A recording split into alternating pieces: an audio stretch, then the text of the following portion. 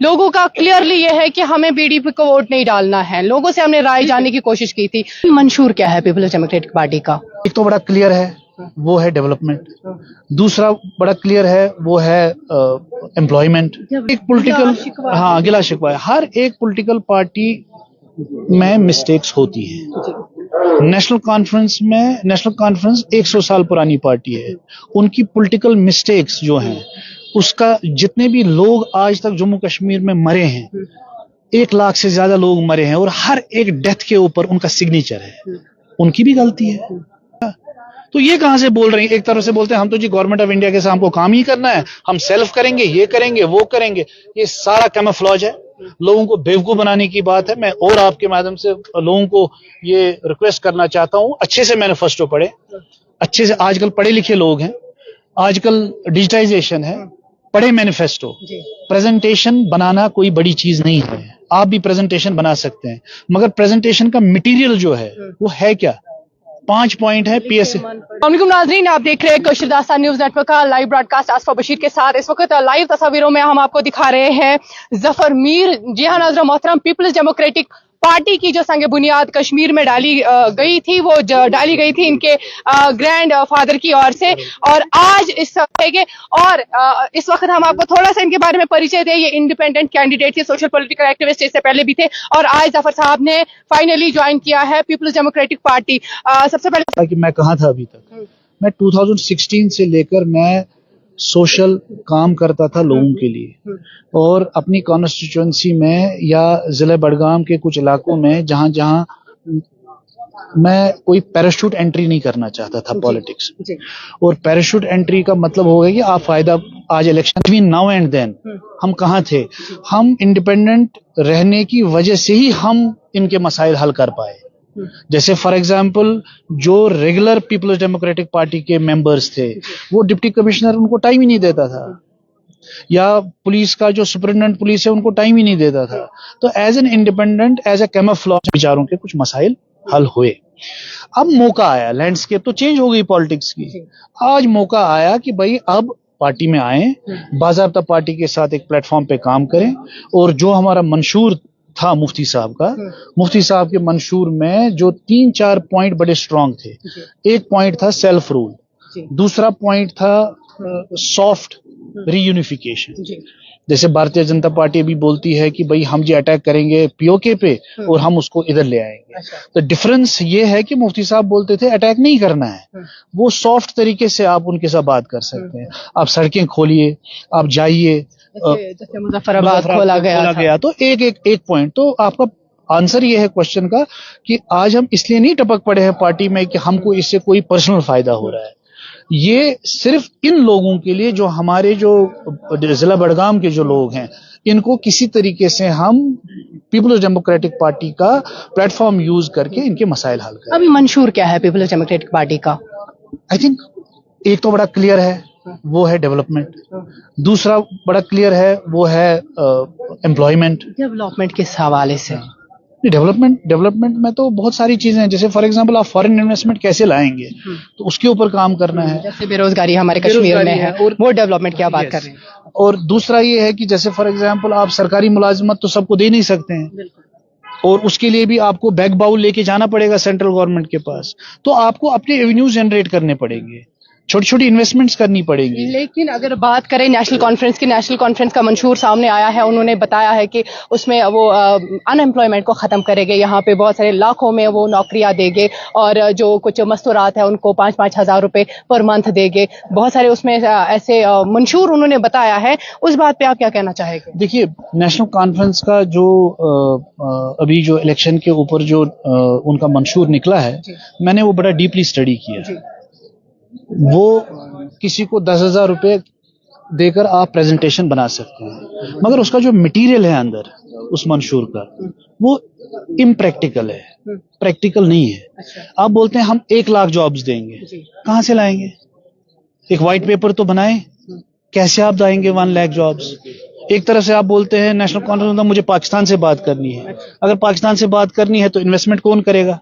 तो इन्वेस्टमेंट यहाँ तो मेनलैंड इंडिया से ही इन्वेस्टमेंट आएगी, कोई जापान करने तो नहीं आएगा यहाँ इन्वेस्टमेंट करने के लिए। उमर साहब के लिए आएगा तो मेनलैंड इंडिया से, टाटा आएगा, हिंदुजा आएगा, प्राइवेट कंपनीज आएंगी, वो तब आएंगी जब आपका माहौल सही रहेगा। तो वो बताए, नेशनल कॉन्फ्रेंस को आप पूछें कि भाई आप 1 लाख जॉब जनरेट करना चाहते हैं, इस 1 लाख जॉब कैसे आप जनरेट करेंगे, इसका व्हाइट पेपर दे दीजिए, लोगों को समझाइए। तो आपके हिसाब से ये लिखा गया है, ग्राउंड पे ये कभी इम्प्लीमेंट नहीं होगा?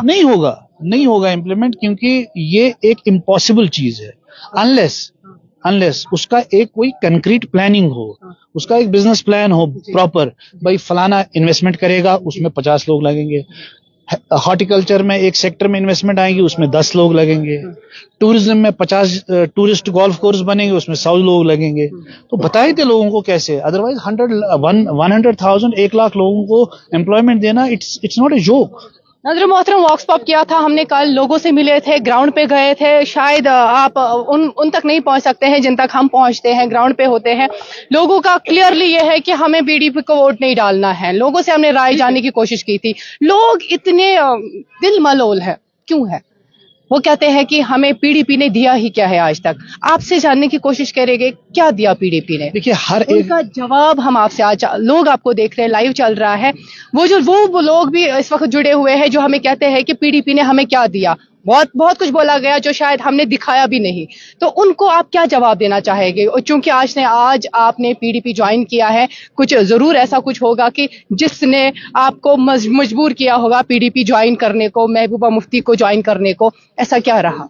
देखिए, पहले तो हर एक कोई भी पॉलिटिकल पार्टी हो, चाहे वो नेशनल कॉन्फ्रेंस हो, मैं रीजनल की बात कर रहा हूँ, चाहे वो नेशनल कॉन्फ्रेंस हो या पीडीपी हो, वो दूसरे छोटी मोटी पार्टीज की बात नहीं करेंगे, बिकॉज वो बीजेपी के ऑफशूट्स ही माने जाते हैं। जैसे सजाद साहब की पार्टी हो गई, बुखारी साहब की पार्टी हो गई, उनका नहीं करेंगे। आपका ये कहना है कि वो पार्टीज है बीजेपी? हाँ, वो खुद ही बोलते हैं, अब आहिस्ता आहिस्ता तो खुद ही वो क्लियर हो गया।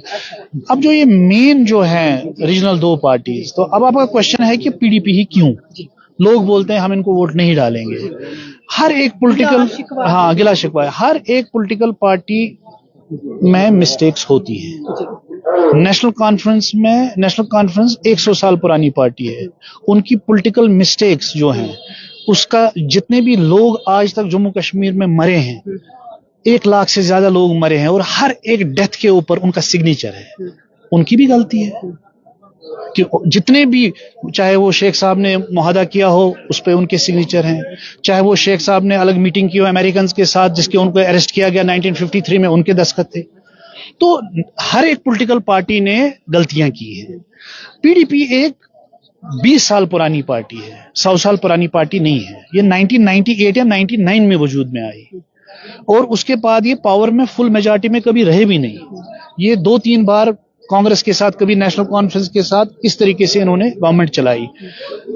सबसे बड़ी जो एलिगेशन है पीडीपी के ऊपर, ये है कि भाई इन्होंने बीजेपी के साथ उस टाइम क्यों किया वेंचर। तो इसी तरह लोग ये भी सोचने चाहिए कि जब उमर साहब फॉरेन मिनिस्टर बने थे, उन्होंने कैसे किया था वेंचर बीजेपी के साथ। आप स्टेट के बाहर वेंचर कर सकते हैं, और स्टेट के अंदर अगर कोई वेंचर करे, आप उसके खिलाफ बोलेंगे, तो ये प्रोपेगेंडा है। आखिर मैं 2 सवाल मेरे पास है, मैं पूछना चाहूंगी। पहला सवाल ये कि आपने अभी कहा कि मैंने डीपली पढ़ा है मैनिफेस्टो नेशनल कॉन्फ्रेंस का, उसमें आपने ये भी पढ़ा होगा कि पीएसए हम हटाएंगे। क्या बोलना चाहेंगे उस पे? हटेगा पीएसए? रिपील ऑफ पीएसए मेरे पास लिखे हैं 5, मुझे पता था आप ये पूछेंगे। पीएसए किसने लाया? पीएसए को जम्मू कश्मीर में किसने लाया? 1977 में शेख साहब ने लाया, जबकि उस टाइम अपोजिशन हुई थी कि भाई पीएसए मत लाओ, ये हमको कभी भी काट सकता है, इट्स ए स्नेक, सांप है ये, और सांप बाइट करेगा। और उस टाइम के मिनिस्टर थे अब्दुल गनी लोन साहब, सजाद साहब के फादर, उन्होंने बड़ा प्रोटेस्ट किया था पीएसए मत लाओ, बट शेख साहब ने इंसिस्ट करके पीएसए लाया। और पीएसए को यहां इंप्लीमेंट करने वाली है नेशनल कॉन्फ्रेंस। अगर वो आज रिपील करेंगे तो भाई अच्छी बात है, उन्होंने लाया वही करें।